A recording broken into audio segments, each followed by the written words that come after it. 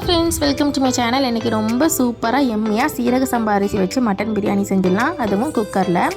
இதுக்கு தேவையான பொருட்கள் நான் கீழே டிஸ்கிரிப்ஷன் பாக்ஸில் அளவுகளோடு கொடுக்குறேன், செக் பண்ணி பார்த்துக்கோங்க. அதே மாதிரி பிரியாணி மசாலாவும் ஃப்ரெஷ்ஷாக நம்ம அரைக்க போகிறோம், அதோட அளவுகளும் கீழே கொடுக்குறேன், கண்டிப்பாக செக் பண்ணி பார்த்துக்கோங்க. இப்போ ஃபஸ்ட்டே மட்டனை வேக வைக்க போகிறோம். இஞ்சி பூண்டு விழுது, தயிர், உப்பு, மஞ்சள் தூள் போட்டுட்டு தண்ணி மூழ்கிற அளவுக்கு ஊற்றிட்டு நல்லா வேக வச்சுக்கலாம். அது மசீர மாதிரி வேகக்கூடாது, ஓரளவு வேக வச்சு எடுத்துக்கோங்க. இப்போ பிரியாணி செய்ய ஸ்டார்ட் பண்ணிடலாம். 2 ஸ்பூன் அளவுக்கு நெய், 2 ஸ்பூன் அளவுக்கு தேங்காய் எண்ணெய் போட்டுட்டு பிரியாணி எல்லாம் பட்டை கிராம்பெல்லாம் போட்டுட்டு நல்லா வதக்கிக்கோங்க. இப்போ ஆனியன், டொமேட்டோ, அதுக்கப்புறம் கொத்தமல்லி, புதினா, மிளகாய் இதெல்லாம் 1 by 1 போட்டுட்டு நல்லா வதக்கிக்கலாம். அதே மாதிரி 1 ஸ்பூன் அளவுக்கு இஞ்சி பூண்டு விழுதும் சேர்த்துட்டு நல்லா வதக்கி விட்டுக்கோங்க. இப்போ நம்ம அரைச்சி வச்சுருக்கணும் இல்லையா, இந்த ஃப்ரெஷ்ஷான மசாலா அதையும் இதோட சேர்த்துட்டு நல்லா மிக்ஸ் பண்ணிக்கோங்க.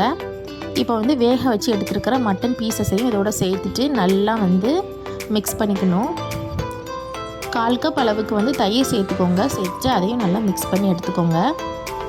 இப்போ சீரக சம்பா அரிசி நான் 1 கப் எடுத்துருக்கிறேன், கழுவிட்டு அப்படியே ஆட் பண்ணியிருக்கிறேன், ஊற வைக்காதீங்க. அப்படியே ஆட் பண்ணிவிட்டு மிக்ஸ் பண்ணிக்கோங்க. 1 கப் சீரக சம்பா அரிசிக்கு 1/2 கப் அளவுக்கு தண்ணி விட்டுட்டு ஒரு தடவை நல்லா மிக்ஸ் கொடுத்துக்கோங்க. இது 2 பேர் சாப்பிட்றதுக்கு கரெக்டாக இருக்கும்.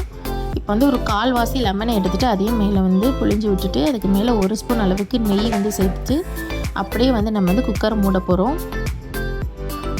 விசில் வச்சிடலாம். வச்சுட்டு ஒரே ஒரு விசில் விட்டு எடுத்தால் போதும். லோ ஃப்ளேமில் வச்சு எடுத்துட்டிங்கன்னா நல்லா உதிரியான நல்லா சூப்பர் டேஸ்ட்டான மட்டன் பிரியாணி ரெடி ஆயிடும்.